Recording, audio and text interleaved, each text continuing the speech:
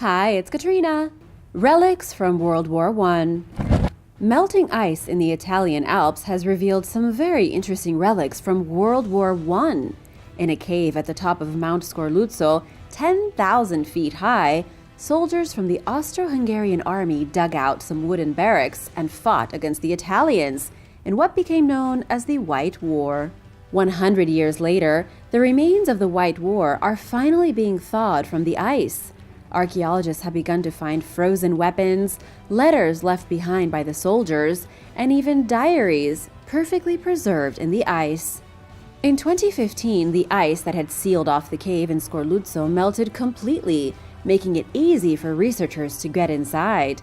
The shelter had been locked up when the war ended, and many things were left inside like a time capsule. What the soldiers left behind has given us a glimpse into just how harsh the conditions were for them as they braved freezing temperatures, starvation, and of course, enemy fire. Many died from hypothermia and avalanches.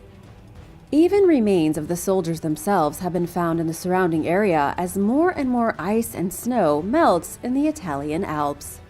Prehistoric viruses. Russian scientists have dug some pretty scary things out of the ice. They've discovered ancient mammoths, forgotten saber-toothed tigers, and now a whole host of prehistoric viruses that could kill us all. The Russian State Laboratory has launched research into prehistoric viruses, and they are using the remains of ancient animals to do so. Animals that they recover from melted permafrost are being shipped to a lab, then studied for research into virus evolution. The project was started by the University of Yakutsk when they analyzed tissue from a horse that died 4,500 years ago and was frozen over. Now they are moving on to mammoths, dogs, rodents, and anything else that might carry viruses. The laboratory claims that they are only conducting studies on prehistoric paleoviruses, but there is no way to know what's really happening. I mean, they might not even know what they've found. This same lab happens to be one of the only 2 places in the world known to actually store the smallpox virus. Why? Who knows? Hopefully they don't want to use it. A UFO in the snow. According to what's been found on satellite images of our southernmost continent, a UFO has reportedly been discovered in Antarctica. As the coldest and most barren place on the planet, it does kind of make sense that a UFO would choose to land there if they wish to remain undiscovered.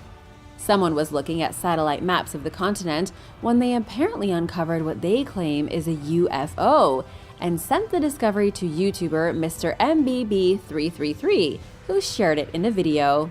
Unfortunately, what the supposed aliens probably didn't anticipate was that the melting polar ice caps would cause their camouflage to melt away. This seems to be the case here, as newly melted ice has revealed a massive metallic disc over 60 feet wide in the middle of an otherwise empty wasteland. Of course, this could be a doctored video, so take everything with a grain of salt. However, this news spread so much that the History Channel even talked about it on YouTube. What happened to Nazi Week over there? Now it's always Alien Week. Speaking reasonably, it is of course impossible to say with complete certainty that a UFO landed in Antarctica. All we have to go on are these satellite images that show what looks to be similar to a spaceship.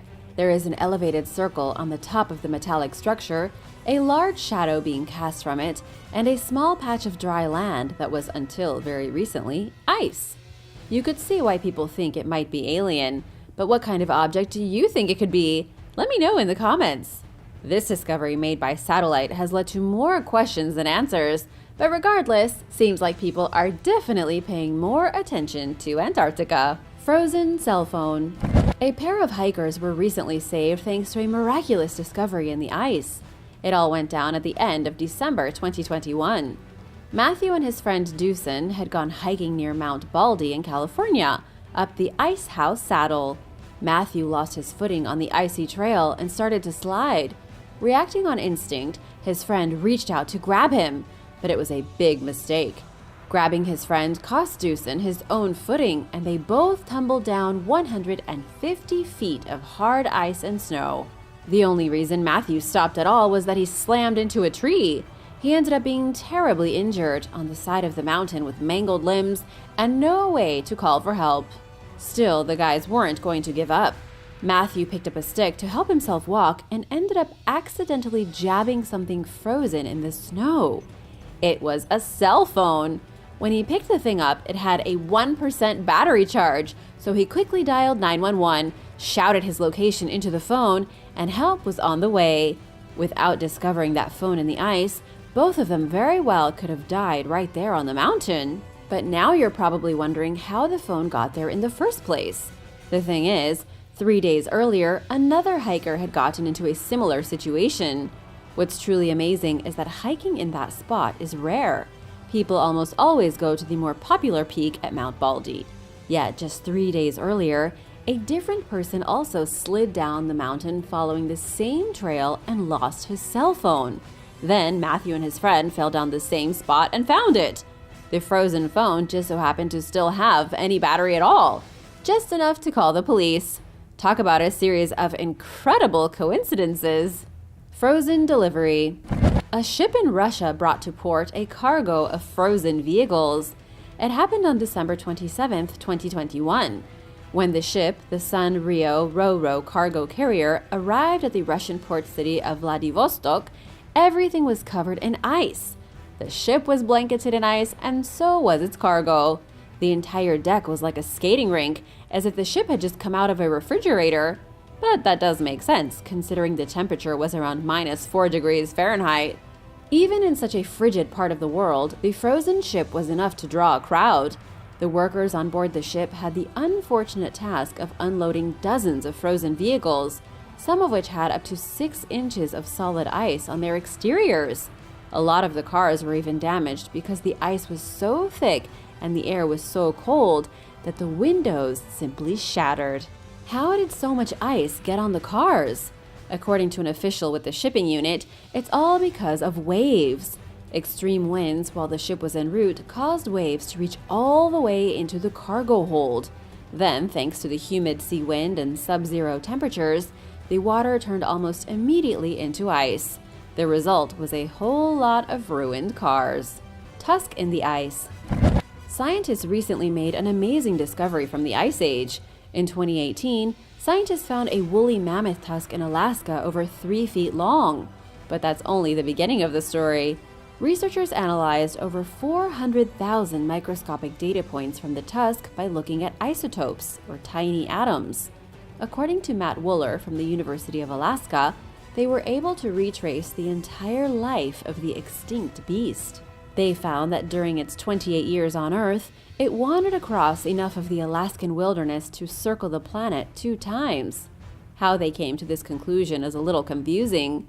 It's because each year the mammoth was alive, a new layer grew on its tusk. Think of it as similar to the way that a tree's lifetime can be examined via the rings inside. By looking at the isotopes in each layer of mammoth tusk, researchers created a map of where it had been.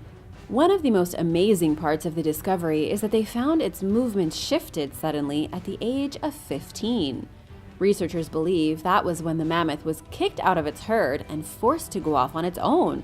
From there, it wandered around extensively, sometimes hundreds of miles over just a couple of months.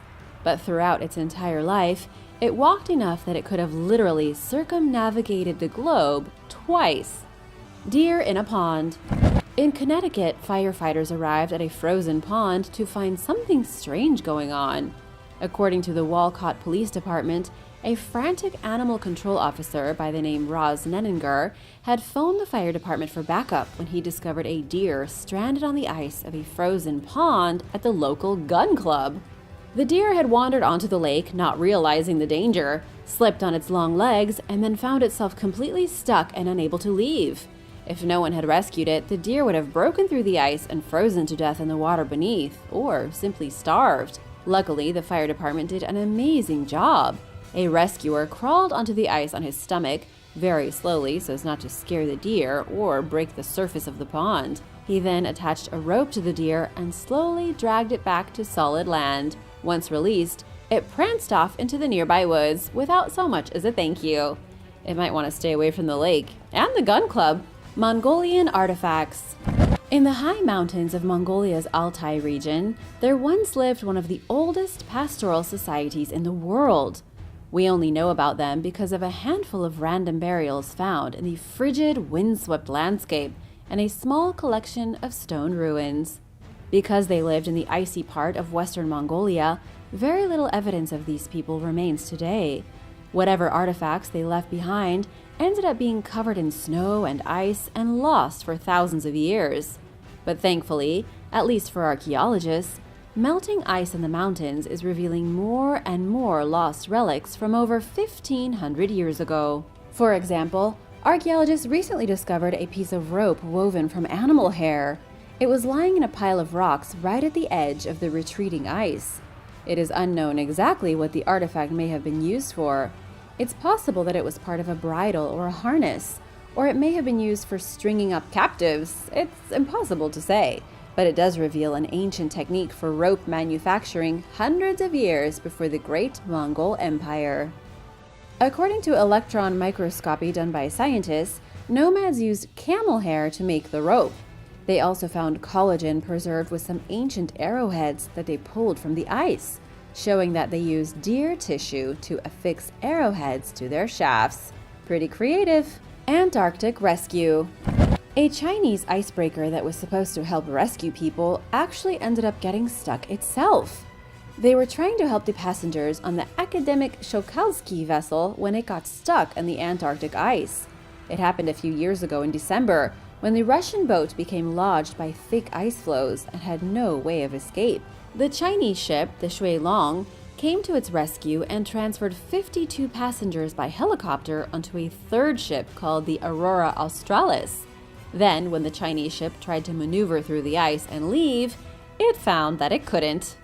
Nobody was in any serious danger on the Chinese icebreaker, but it was a pretty complicated rescue mission. It was actually kind of ironic since the Shui Long was called in to smash a path through the ice so that the Russian vessel could get free. Then it got stuck itself. The Aurora Australis hung around in open water just in case the Chinese crew also needed rescuing. But stubbornly, they said they didn't need any help and remained trapped until they could free themselves. All 111 individuals on board decided to wait it out. Cave lion cub. Deep in the Siberian Arctic, the cub of a cave lion was discovered partially thawed. She had been asleep in the ice for 28,000 years. The ice had preserved her with such perfection that her golden fur was undamaged. Her teeth and soft tissue were still intact, and scientists even found her organs. In fact, her claws are still so sharp that she could do some real damage. She's being hailed as an unprecedented specimen, a once-in-a-lifetime discovery. Russian scientists nicknamed the Siberian cub Sparta. Had the cub not fallen victim to whatever killed it, she would have roamed across the Russian wilderness alongside her fellow big cats, giant woolly mammoths, saber-toothed tigers, and ferocious dire wolves. But that's not what happened. When she was only about a month old, something caused her to die. According to the Russian and Japanese scientists in charge of researching the lion cub, she probably got stuck in a mudslide or fell into a crack in the ice. They know this because she must have frozen almost immediately to be in the incredible state of preservation she is now. Cave lions were pretty similar to African lions except more prehistoric. It's believed they adapted to life at high altitudes, growing a thick coat to keep out the cold. They were basically the woolly versions of savanna lions. Now, scientists are investigating to see if they can actually bring this ancient creature back to life. Thanks for watching! Qilaqitzaq mummies. The 8 best preserved mummies ever discovered in North America are called the Qilaqitzaq mummies, and they were uncovered in Greenland. To be completely honest, calling them mummies is a bit of a stretch. They actually look more like petrified skeletons with a thin layer of skin left. Rather than looking like the image of a mummy you might first imagine, these bodies were never wrapped in bandages, but instead buried in the very clothes they were wearing when they died. These ghoulish bodies were discovered by a pair of brothers hunting for birds in 1972. They found the ancient and abandoned Inuit settlement of Qilaqitzaq untouched for hundreds of years. Inside the settlement were piles of stones, burial cairns with the bodies of the mummies underneath. The Inuit had never intended to mummify their dead. It's the cold climate and perpetual ice that kept them immaculately preserved, looking as if they'd only died weeks ago. There were 6 female mummies, one of a young boy and one of a very young baby. All of them died around the year 1475. The women were heavily tattooed across their faces and foreheads, dressed in clothing made from reindeer and seals. But the most disturbing thing is that the infant mummy had been buried alive. In Inuit tradition, when a mother passed away, any small child she was caring for had to be buried with her even if it was healthy. It was practical at the time because babies couldn't survive without the mother to take care of them. In this case, it looks like something happened to the child's mother, and the little baby was buried along with her, ultimately succumbing to the same mummified fate. The Viking Blood Eagle. The Viking Blood Eagle was one of the most horrific tortures ever devised. It was brutal, but did it actually happen? If you've seen the show Vikings, you'll know what I'm talking about. For those who don't know the Blood Eagle, it was allegedly practiced by the Nordic people during the Viking Age. The problem scholars have had with this form of torture is that it's so barbaric and painful, it's hard to believe it was ever performed on a person. It was so excruciating and extreme that many scientists have doubted it was even possible to pull off. I don't want to go into too much gory detail, but it involved opening a person's rib cage and bending it upwards, and pulling out the lungs, hanging them over the ribs so it looked like a pair of demonic bloody wings. Clearly, this tortuous death would be excruciating, but the only evidence we have of it happening comes from poems from the 11th to 13th century. The victims were always caught in battle, but only the worst of the worst were said to have been given a blood eagle. No actual blood eagle victims have ever been found by archaeologists. However, that doesn't mean that they didn't exist. Scientists now say it was definitely possible. A recent study had researchers evaluating the practice of the blood eagle one step at a time. They found that yes, knives the Vikings used would have been able to peel back the skin and muscle. They found the Vikings could have used a barbed spearhead to unzip the ribs from the spine. As gruesome as it is, the Vikings may very well have actually tortured people by pulling their lungs out of their back. The only thing that changes between the myth and reality is that scientists say the victim would have been dead long before their ribs were even broken. Do you think this practice actually existed, or is it just a frightening tale? Let me know your thoughts in the comments. The Lords of Mayan Hell. In Maya mythology, Xibalba is hell. At least, it was the closest thing the Maya had to hell. It was more like the underworld, translated from the Maya language to mean place of fright. It was ruled over by the gods of death and their helpers, with its entrance once believed to be located in the country of Guatemala. Hundreds of years ago, the Maya actually believed they could walk into the depths of the underworld by strolling through the mouth of a cave in what is now Coban, Guatemala. There are also cave systems in Belize that may have been seen as back entrances into Xibalba, the place of fright. But just what exactly did the underworld look like to the Maya? It was a place of death, ruled over by 12 lords of Maya hell called the Lords of Xibalba. There was Honkame, the One Death. Then there were the Death Lords beneath him, each one responsible for a particular form of human suffering. These lords were somewhat like demons, who worked in pairs in areas such as sickness, starvation, pain, destitution, and even fear. For example, Shikiripat and Kuchumakik worked together to sicken people's blood. Ahalmes and Ahaltokob worked together by hiding in dirty areas of people's houses and then stabbing them to death. All kinds of bad things happen here, so you didn't want to get anywhere near this place. Ancient human burial. According to scientists with the Max Planck Institute for the Science of Human History, the grisly remains of the oldest human burial in Africa were just found in the back of a cave. The bones belong to a child who died 78,300 years ago in East Africa. The investigators found her in a deep, sheltered part of a mysterious cave that was occupied for 80,000 years. Human beings actually lived in the darkness of this cave until as recently as 500 years ago, when they finally stepped out into the light. Researchers have named the girl Mtoto, which means child in Swahili. She and her people lived in what is now called the Penga Ya Saidi cave site, about 10 miles from the coast of Kenya. The girl died about halfway through the Stone Age, which lasted from 320,000 to 30,000 years ago. The dig revealed that her bones had been put in a shallow pit on purpose. And while that may not sound like a big deal, it is. This is the oldest example of humans purposely burying someone, regardless of how shallow the grave or how deep the cave. Ancestral human remains. In 2021, the city of Surrey was spending $29 million to upgrade their sewer systems. Work had to stop when the contractors accidentally started digging up human bone fragments. Within just one day of work, the contractors had found 25 traces of human remains and 4,000 indigenous artifacts near a pump station in Surrey.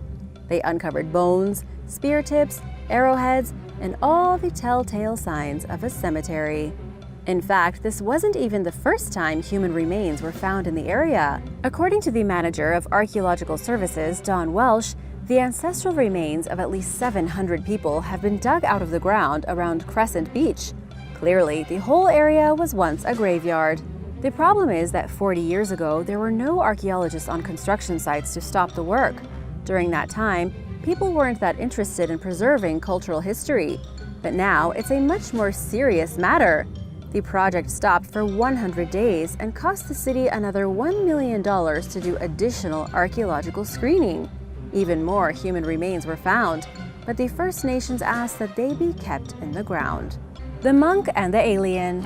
A monk named Hsu Yun was one of the most famous Buddhists of the Han Chinese in the 1800s and 1900s. He was born in 1840 and lived to the ripe old age of 119. He wrote poetry, had 2 Buddhist orders named after him, and he once met an alien. At least that's the way the story goes. The great Buddhist claimed that at the end of a prayer meeting, he climbed to the top of Mount Lushan and witnessed what he described as the lights of wisdom floating in the sky.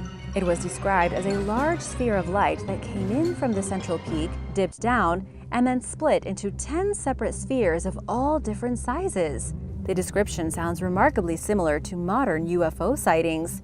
He didn't know what these balls of light were, but believed they probably had some spiritual value, so he offered his thanks at the temple for what he saw and left it at that.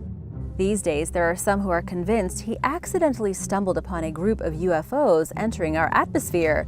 The problem was that Hsu Yun was so enlightened, he didn't even think about them being anything to fear or be surprised by. What do you think the monk really saw that night? Let me know your thoughts in the comments. Want to give a big shout out to Heather Privet and Lisa Schreiber. You guys are the best. Thanks so much for spending time with us. And if you are new here, don't forget to subscribe if you haven't already and join the Origins Explained family. Journey to the Afterlife. A burial field in central Sweden, just outside Uppsala, was found to contain over 90 graves from the Iron Age.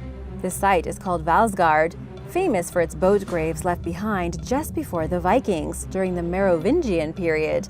2 of the ancient boat graves, made around 1400 years ago, were found to contain everything a dead warrior would need to make the stressful journey into the afterlife. Some of the things are a little disturbing, and some are unexpected. For example, researchers from Norway found decapitated eagles, dead horses, and other slaughtered animals. They also found 5 pairs of oars in each boat to help paddle through the underworld. Helmets and weapons were included in case fighting needed to be done. Even provisions and hunting tools in the event that the dead warriors had to fend for themselves. They were equipped with everything they could have possibly needed to fight their way through the underworld. But here's what's really unexpected. Sleep was one of the most important things for these dead warriors. Archaeologists found bedding made up of a lot of different animal feathers, but mostly goose feathers. The ancient people of Scandinavia believed that by sleeping on a bed of goose feathers, the soul would be released from the body. It was believed that if less desirable feathers from birds like chickens or pigeons were used, the deceased would have a much more difficult time rising out of their body. Headless in Siberia. A massive grave has been found in Russia from 5,000 years ago, and discovered inside the grave were the remains of 5 people, all missing their heads.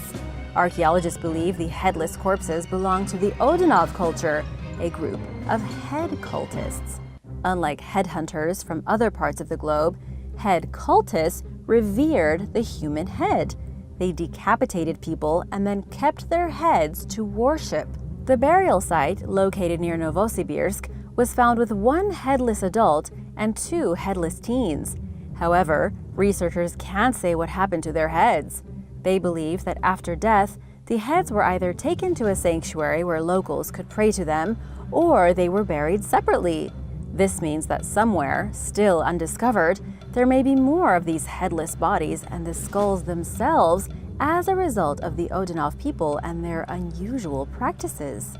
Because the Odinov culture lived during the Bronze Age up to around the 16th century BC, they didn't keep written records of their beliefs and practices.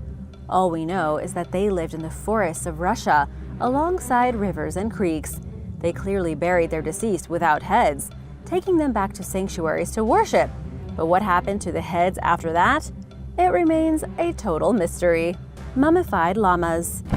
In Peru, archaeologists found the elaborately decorated remains of mummified llamas that were sacrificed hundreds of years ago. It was the Inca who killed these llamas, perhaps as offerings to appease local tribes after they invaded their land. As you probably know already, the Inca didn't dominate huge parts of Peru and the Andes Mountains peacefully. They invaded, they killed, and they took land by force. But when they conquered a certain area, they still had to deal with the surviving locals. To do this, sacrifices and ceremonies were often held.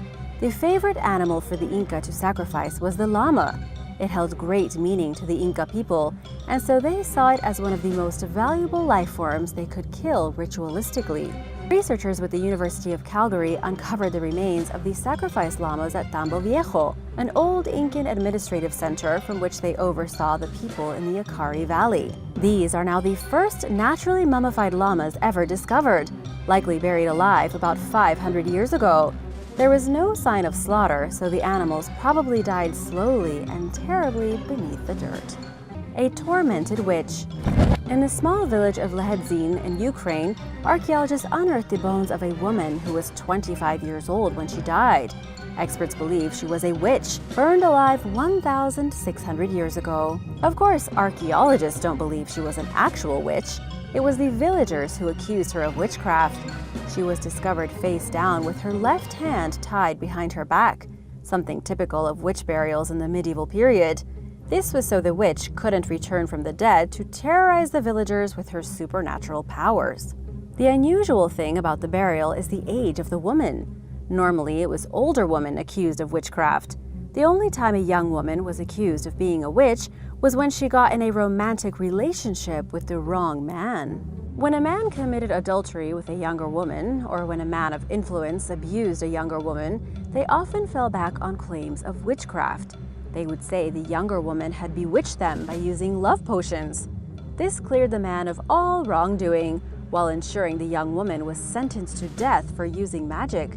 But in reality, it was really just the man who couldn't keep his desire in check and needed a scapegoat to clear his name. Secret Sphinx doors. For centuries now, rumors have swirled about hidden doors and chambers, treasure hoards, and other suspected secrets hidden inside Egypt's Great Pyramids and the Sphinx of Giza. While some of these theories were probably inspired by tall tales, even archaeologists are interested in getting to the bottom of the various mysteries. The 4,500-year-old Sphinx made headlines in 2019 when a respected British historian named Bethany Hughes claimed that there are two hidden chambers beneath the monument that are worth investigating. Speaking with British papers, Hughes explained that ancient Egyptians feared and respected the Sphinx, and that they believed it had supernatural powers.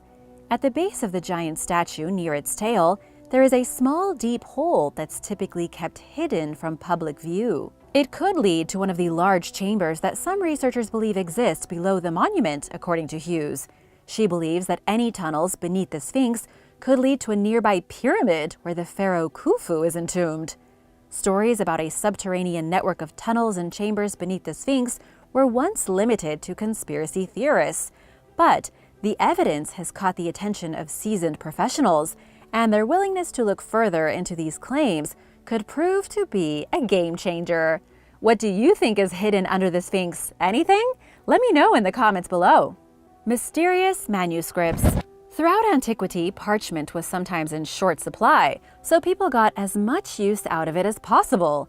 Ink was even scraped from old manuscripts using chemicals or pumice stones, clearing the way for new text. These double-layered manuscripts are known as palimpsests, and their invisible lettering can teach us a lot about the ancient world. Did you know that? Palimpsests? Maybe that will come in handy for Trivial Pursuit or something. Giulia Rossetto is a researcher who specializes in ancient texts. In 2016, a colleague gave her some images of a palimpsest that he was struggling to read. The visible text contained a collection of the life stories of saints written in 10th century Arabic. Beneath it were faint traces of Greek lettering. The photos were taken using a technique called multispectral imaging, which uses light and color to help distinguish between the two layers of writing. This didn't make the document easy to read, but it gave Giulia a starting point for making the undertext more visible. She adjusted the lighting, contrast, and other elements of the pictures to hide the Arabic as much as possible and reveal the writing underneath it. Giulia painstakingly identified the tiny letters, which were just 3 millimeters tall, and began to recognize names from classical Greek mythology like Zeus, Persephone, and Dionysus. Based on the style of the text, she guessed that it was written in Egypt during the 5th or 6th century. Her transcription turned up no matches to known texts, indicating that it was an unknown text being viewed by modern eyes for the first time.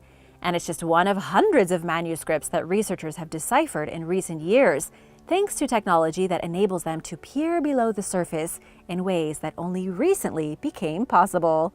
What other hidden knowledge do you think can be revealed like this? Let me know your theories in the comments. Vault B. Sri Padmanabhaswamy is one of the most revered temples dedicated to the Hindu deity Mahavishnu. It was built during the 6th century in what is now the Indian state of Kerala, and it is famous for its extravagance and gilded decor. In 2011, retired Indian Police Services officer Sundarajan petitioned the Supreme Court for an audit of the temple's treasury.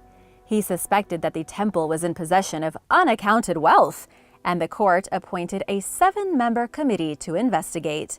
Inside the temple, the committee discovered 6 large unopened vaults, or kalaras, with iron doors.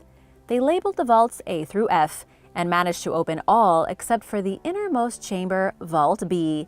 The other vaults contained diamonds, gemstones, necklaces, weapons, gold coins, and other treasures with a jaw-dropping estimated value of $1 trillion. Vault B remains locked, despite the committee's best efforts to open it, leading many to believe that it's cursed. The door can supposedly only be opened by a high-ranking priest known as a sadhus, who knows a special chant called the Garuda mantra, but no modern priests know the chant, so there are evidently no plans to enter the vault, unless they want to destroy the whole thing. According to legend, a group of thieves tried to access the vault during the 1930s and were attacked by venomous snakes. The belief that opening the vault would bring bad luck became even stronger when the man who petitioned for the audit suddenly died.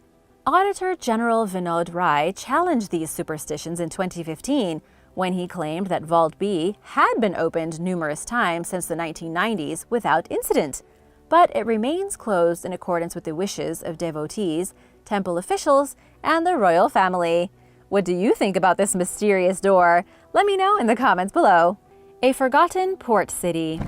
On July 21st, 365 AD, a massive tsunami struck the coast of what is now Tunisia, wiping out most of the Roman port city of Neapolis. A soldier and historian named Ammian Marcellin wrote about the disaster, which also wreaked havoc on the Greek island of Crete, as well as the city of Alexandria in Egypt. This is one of very few mentionings of Neapolis in ancient texts. During the Third Punic War, which lasted from 149 to 146 BC, the people of Neapolis sided with Carthage rather than Rome. The Romans won the war and took control of the city, and its conspicuous absence from historical records suggests that the citizens were punished for having supported the enemy. It left modern experts with little to learn from, especially since some of the settlement's ruins are buried beneath the modern city of Naboul. Archaeologists began searching for submerged ruins in 2010, But it wasn't until 2013 that they finally found the section of Neapolis that had been sucked beneath the waves. The discovery came after a storm ravaged the seabed, revealing man-made stone structures, including street signs and monuments. The ruins revealed previously unknown details about Neapolis and its role within the empire as a major trading hub. Over 100 tanks that were used for making a fish-based fermented condiment called garum were found at the site, indicating that the city specialized in the production of the popular Roman delicacy. Based on this alone, Neapolis was undoubtedly one of the empire's wealthiest and most important commercial centers, and yet so little is known about it, since it was basically erased from the history books. What's in the Taj Mahal basement?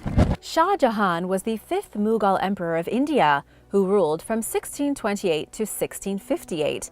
He brought the empire to its peak, ushering in the golden age of Mughal architecture with the commission of breathtaking monuments. His most famous building, the Taj Mahal, sits on a 42-acre plot in the modern-day Indian city of Agra. It was built in 1632 in honor of Shah Jahan's beloved wife, Mumtaz, and is the couple's final resting place. Their tombs are kept in a locked chamber in the basement and are typically off-limits to visitors. There are 2 replica burials on public display on the building's first floor. Visitors had a rare opportunity to see the real tombs firsthand on Shah Jahan's birthday in 2018. They were disappointed to find the burials in a deplorable state, blackened from years of neglect, and called on the government to restore them and make them accessible to the public. Allowing visitors to see the graves on a regular basis would hold the authorities to higher standards when it came to maintaining them. Officials were cryptic in their response to the outrage, but this is nothing new. In fact, people have voiced numerous concerns about the Taj Mahal, only to be more or less stonewalled by the government. Many suspect that the monument was built on the site of a former Hindu temple, and that the basement contains Hindu artifacts and artwork. In 2019, Parliament member Subramanian Swamy claimed that these objects had been removed from the property years earlier. He also said that he had documentation proving that the Taj Mahal was built on stolen Hindu property. It's also believed that there may be as many as 22 secret rooms beneath the building, but if they do exist, only a privileged few know about them or what's inside, and these select few are keeping silent. Muslim influence in Spain. The early Middle Ages were marked by a series of tumultuous religious conflicts known as the Crusades. I'm sure you've heard of that already. During that period, the Iberian Peninsula served as a frontier between warring Muslims and Christians. Muslim rulers conquered the region during the early 8th century. They secured their victory by offering generous surrender terms to the population, who were fed up with the harsh conditions they endured under previous leadership. In 756 AD, the new leader, Amir Abd al-Rahman, established the Andalusian Umayyad dynasty. He delivered a newfound stability to the region that its residents had never experienced. The emperor strengthened the region by unifying the various Islamic groups that had conquered Spain, bringing an unprecedented level of power to Muslim rule. Over the next several hundred years, the area became home to one of the greatest Islamic civilizations of all time. Much of the Iberian Peninsula's rich Muslim history was forgotten after the Catholic kings Isabella and Ferdinand retook the region in 1492 and erased nearly every trace of the cultures they conquered. In 2020, archaeologists discovered an Islamic cemetery in the Spanish town of Tauste, consisting of 433 graves dating between the 8th and 12th centuries. The dead were laid to rest according to traditional Muslim burial customs. It's clear, based on the evidence, that there was a strong Islamic presence in the town for several centuries. In fact, the archaeologists who discovered the cemetery believe that there are more burials yet to be found, but the search is slow going due to limited funding. There is no mention of a Muslim population in local accounts, which proves that historical narratives are not always accurate, and they sometimes leave out major details about the past. This is why it's important to let archaeological evidence speak for itself, especially when it comes to filling in any gaps that were conveniently left out. Malleus Maleficarum. Around 50,000 suspected witches were executed throughout Europe between 1580 and 1630, and an astounding 80% of them were women. While the deadly persecutions were at least partially rooted in superstition, mainstream Christianity had condemned the belief in witches by then. writing it off as a pagan myth. Yet something managed to revive it on a massive scale, leading to widespread torture and execution. This sudden uptick in witch paranoia may have been encouraged by a book called the Malleus Maleficarum, or the Hammer of Witches. It's the handiwork of a Catholic clergyman named Heinrich Kramer, who encouraged leaders to treat witchcraft as a crime, torture suspects into confessing, and impose the death penalty on those who were considered beyond hope. The book was first published in the German city of Speyer in 1486. Its influence spread like wildfire, despite the fact that high-ranking members of the Inquisition discouraged its use, arguing that it encouraged unethical and illegal treatment and ran contrary to Catholic doctrines of demonology. Royal courts of the Renaissance treated the Hammer of Witches as a guidebook on how to treat suspects, and these methods became increasingly brutal during the 16th and 17th centuries. Kramer certainly wasn't the first writer to encourage witch hysteria in medieval Europe, but he was arguably the most influential. Before he wrote the book, he had tried unsuccessfully to prosecute alleged witches in the city of Innsbruck. A local bishop asked Kramer to leave the area after noticing the man's obsession with an accused witch's sexual habits. The suspect was acquitted. Many believe that Kramer wrote the Malleus Maleficarum to get revenge on those involved in his failed witch trial. After all, even if he believed that witchcraft was real, his motives seemed personal, and it led to the unspeakable suffering and deaths of tens of thousands of innocent victims. King Solomon's treasure. Israel's third king, Solomon, reigned from 965 to 925 BC. He was one of the richest men of all time, profiting immensely from the gold trade and other commerce, as well as taxes and tributes that he collected from his subjects. The empire prospered under Solomon's leadership, which saw the construction of magnificent palaces and fortresses. According to the Bible, the king accumulated vast treasure, including more than 500 tons of pure gold, a 3,000-year-old gilded box, musical instruments made from gold, precious stones, ornaments from the Garden of Eden, and the famed gilded chest known as the Ark of the Covenant. These items vanished when the Babylonians sacked Solomon's temple in 597 and 586 BC. Countless people have searched for the items, including both experts and civilians, but not a single trace of the items in the collection has turned up. A story written during biblical times called the Treatise of the Vessels claims that Solomon's treasures were stashed in various hiding places throughout the Middle East, but the tale is a fictional piece that was written merely for entertainment, according to Professor James Davila, who translated the text in 2014. Archaeologists can't seem to agree on whether the treasure was stolen, hidden, or destroyed, or if it ever existed in the first place. British historian Ralph Ellis spent 20 years researching the topic and concluded that the story was misinterpreted. He believes that Solomon was an Egyptian pharaoh and that his alleged hidden wealth never existed. Ellis conceded that there is likely a morsel of truth to the tale and that Solomon probably was incredibly rich, but it's hard to believe that the king stashed his riches and not a single item has ever been found, especially considering how thoroughly people have searched for the goods. What do you think? Were the stories of King Solomon's riches true or a myth? Let me know in the comments. And thanks for watching. Be sure to subscribe if you haven't already, and I'll see you next time. Bye!